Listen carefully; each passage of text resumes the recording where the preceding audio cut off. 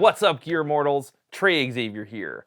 On today's edition of Gear Gods Quality Control, we're going to be taking a look at the RGR5220M Prestige from Ibanez.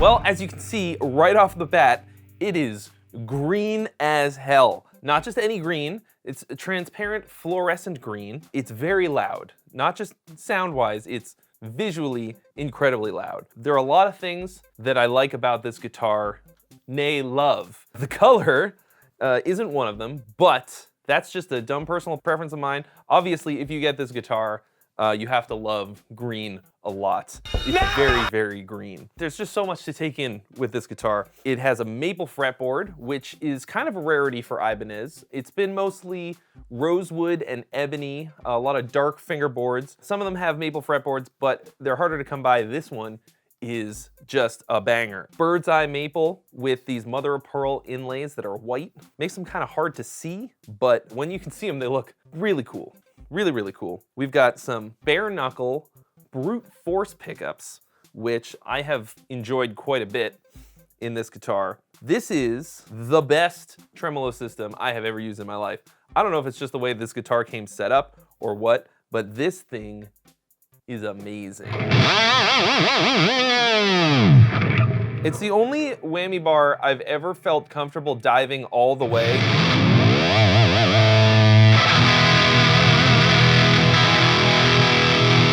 And it has yet to go properly out of tune. You know, a little bit one way or the other, but not ever really out of tune.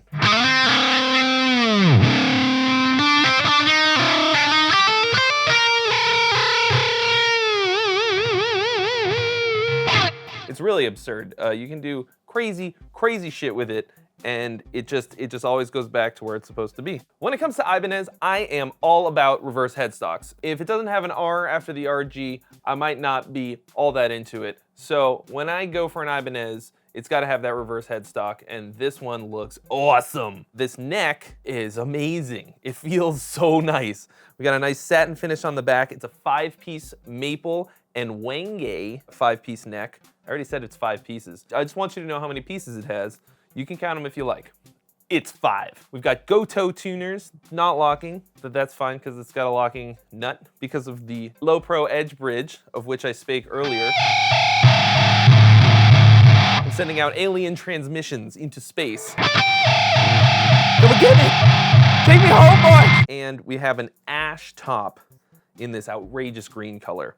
So the only thing about this guitar that I didn't love, aside from the color, which is completely just a personal preference thing, and you probably look at this and you're going, Trey, you're stupid, that looks amazing, as you look around the room with your many green things, a green room filled with green things, and you're like, green's my favorite color. Why don't you like it, idiot? I'm like, well, I like white guitars and blue guitars generally. So aside from the color, which is just not my jam, the only thing that I didn't love about this guitar is that it's kind of heavy. We've got a solid mahogany body on this guitar, and unlike the Ibanez S series, it doesn't have that super thin tapered body. Those are also made of mahogany, but they don't weigh that much because it's reduced just amount of wood overall. This is a lot heavier than a typical RG. It's still not really heavy. It's not, you know, it's not a lead guitar. It's just heavier than any RG that I've ever personally played. Now, I was never really a fan of the old basswood RG bodies just because it was pretty whatever, but at least it didn't weigh a ton. If nothing else though, this guitar sounds great. I really like this little push-pull coil tap thing. If you've got a lot of gain on, it's basically just to make the guitar noisy knob. It makes it a little bit easier than like a push-pull kind of a situation, because sometimes you can bump a push-pull or a push-push and then you've got all kinds of noise and you don't know why. This one is sort of nestled in between the volume and tone knobs, so you're not gonna hit it by accident, and it's quite small. Sounds awesome. And the thing that you can't hear in the demo is that it plays awesome too. Everything about this guitar feels like speed to me. Man alive, I really, really like this guitar. I know I'm kind of gushing about this guitar, but ever since it arrived, it's the only guitar that I've wanted to play, and that's pretty rare. It's so much fun. It's made guitar a lot more fun for me recently, and that makes me really happy. And that to me just says that it's worth the price of admission alone. You know, you can set up most guitars with floating bridges to be really good. This one just came from the factory, loaded with mojo, and I've been having a great time with it. That's about the best I can do for a review, is just to tell you that if you're looking at this and you're wondering if it's as awesome as it looks, I can tell you that it for sure is. Everyone who's touched it at my house so far has agreed. Right, Isaac? What do you think? Yeah? He's nodding. You can't tell, but he's into it. So I'm a guy who grew up playing Ibanez RGs, and I had a really, really sick Prestige one too. This is easily the best Ibanez guitar I've ever personally played, hands down. Definitely the best RG I've ever played. I wish that they would just make it in a color that was a little less outrageous. I guess if I'm playing this guitar, I'm in a little bit of an outrageous mood already, so that's fine, but wow, it's so bright. This guitar smokes. You should definitely try it if you can get your hands on one. I challenge you to play this guitar and not walk out of the store with it. So anyway, guys, thanks so much for watching. If you haven't already, mash that subscribe button for more reviews and original content. And don't forget, if you want to be part of the Patreon army, like these fine folks right here that you see, you're gonna wanna head over to patreon.com/geargods and join our little cult. And I'll see you guys real soon.